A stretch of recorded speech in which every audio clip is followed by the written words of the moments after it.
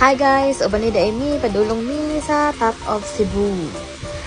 Hi, we were gonna celebrate my sister's birthday.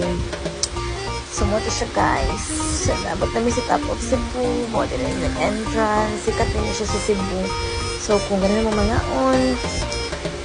usan siya sa pinaka ingon sa pinaka, pero usan siya sa ang lami nga pagkaunan o nindot og view nga pagkaunan. So ganun mo nice lang og ambience. So diri na mo sa Top of Cebu. Sumoto siya guys, manglaag po ta mi sa buwa kami Alejandra unya. Pwede makulan na. Sumoto na nga naog na lang mi kay nawagyuhan mi og niadto mi sa Mandawi Foam. Pero sa liluan ni nga branch. O diba si ate murag correct, murag true. TikToker yan. So ano siya guys, murag ipalit dira kay baso. So pagkahuman na ito na yun may parola sa liluan hapon ni kay wala lang, ganahan namin maglaag-laag.